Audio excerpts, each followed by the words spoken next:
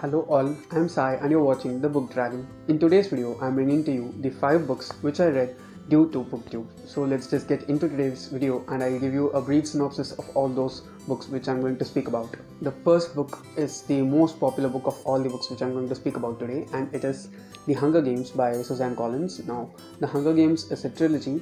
It has 3 books, namely The Hunger Games, Catching Fire and Mockingjay, of which the second book, that is Catching Fire, is my most favorite. Now, this story is set up in a futuristic America where the North American continent has been destroyed, and there is this only one huge landmass that is existing, and that landmass is divided into 12 parts called districts, and for all these 12 districts there is a single president, and he just governs them all. It is so brutal. All the people suffer a lot. Only there is this place in which the president resides, and there are also some rich people who live there, and that place is called the capital TOL capital, and it is so brutal. Now, in order to make the story even worse, or the situation even worse, there is this entertainment show or reality show which happens every year called the Hunger Games. Now, for the Hunger Games, each and every district is made to leave out 2 competitors, who one is a male and the other is a female, and totally we have 24 competitors from all the 12 districts, and they compete in this arena, which is totally entertaining. And the concept of the game is that there's only one person who will survive at the end of the game, and all the other 23 people must die. They must be killed by people. They must die of natural causes or due to poisoning and many other stuff. It might sound very sick, but it is so good to read about. And if you're a person who likes reading dystopian, then you have to try and read The Hunger Games for sure. The second book which I'm going to speak about is Caraval by Stephanie Garber. Now, I've not spoken about this book before on my channel as far as I can remember. Now, this is the first book in a fantasy trilogy. There is it's like a menagerie or a circus that is happening every year. No one knows where it will happen. They just appear, and that carnival is called Caraval, and it comes to this island one year, and there are these 2 sisters called Tella and Scarlet, and Scarlet wants to visit Caraval for since like ever, and she's going to be married now, and she knows that after she's married she'll have no opportunity to go to Caraval, but by some magical incident she gets this letter or this invitation to Caraval. And there's also this other condition that you cannot just go for Caraval. There you must get an invitation from the circus in order to enter and get in there. There are a lot of things which happen. Magic is so different in this book. It might feel a bit boring at a certain instance, but the overall story was so good. Both the main characters, that is the younger sister as well as the elder sister, are nice, and this is the from the point of view of the first, that is the elder sister, and the second book is the point of view of the second sister, which I have not read. I'm waiting to read that. Since I have this in hardcover, I'm trying to buy that as well. It's a bit too pricey right now, so I'm not going to do that as of now. But if you're looking for a fantasy which is like so whimsical in nature, then you can read the Caraval trilogy by Stephanie Garber. Okay, the next book which I'm going to speak about is also a very famous book, and it is Turtles All the Way Down by John Green. Now, if you ask me, this is my most favorite John Green book that I've read until now. I've read like 4 of his books. This was my first read of him, and it still remains my most favorite.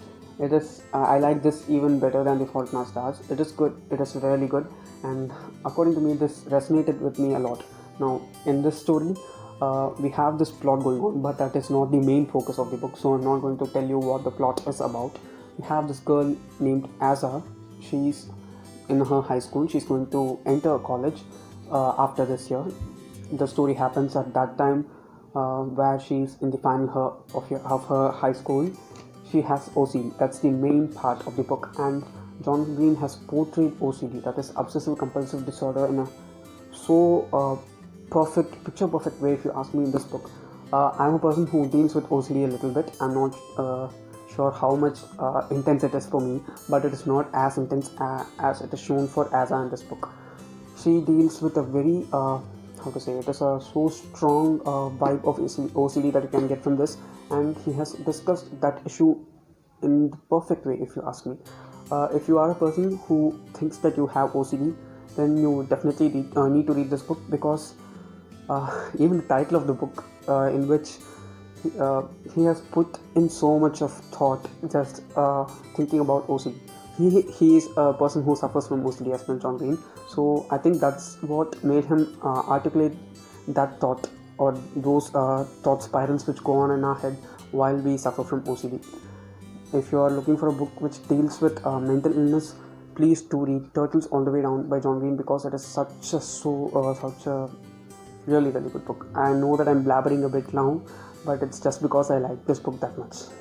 Fourth book which I'm going to speak about is also a fantasy, and it is City of Bones by Cassandra Clare. Now, this is the first book in the Mortal Instruments series by Cassandra Clare. Now, this series takes place in New York, but there is this parallel reality which is also going on, which is a magical world in which vampires exist, demons exist, werewolves exist, and all these fantastical creatures are there.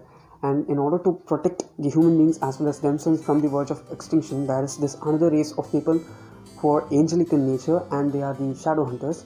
The protagonist of the story is a girl named Clary, and she doesn't know that she is a shadow hunter, and she's just swept up from her heels into this world, and the story is so good. The first book, that is this one, it is not that strong, if you ask me, for the beginning of a series, yet many people will fall in love with the world that Cassandra Clare has built in this book. And also, I'm trying to binge the series right now. I have all the other 5 books as well, as you can see here, and it's so good. I've read the first 2 books, and I'm currently reading the third book. I love the direction in which it is going, just as I said in some other video in which I speak about the second book. It is so properly paced from the second book on, and I don't think this series deserves the hate that it receives from certain amount of people, because it is good, and it will also provide a great escape for certain people who suffer from certain issues that have been discussed in this whole series very well. The last book that I'm going to speak about in this video is Six of Crows by Leigh Bardugo. It is a book by my favorite author, and it is the first book in the Six of Crows duology. Now, in this duology we have 6 main characters, so the title Six of Crows, and all these 6 characters are misfits.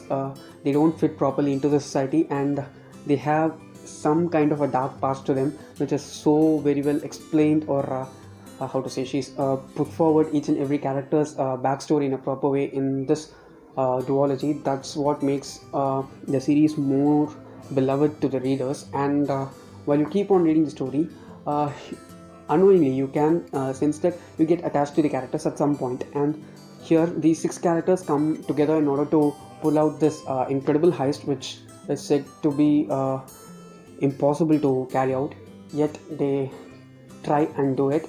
The way in which they do it, it is so good, and we see all these 6 characters suffering a lot. We get attached to them, we feel for them. That's the main thing about the series, and I'm so glad that Booktube made me read this, and it also made me find my favorite author.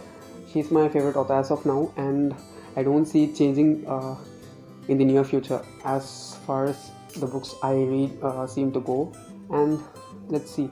So those were all the 5 books which Booktube forced me or made me read, and they all were so awesome according to me, and I had a very fun time reading all those books, especially Six of Crows and Turtles All the Way Down, because it will resonate with each and every person in some way or the other. If you did enjoy watching this video, don't forget to give it a thumbs up, and also share it to your friends. Also, if you want to get more content from me, subscribe to the channel. Thanks for watching.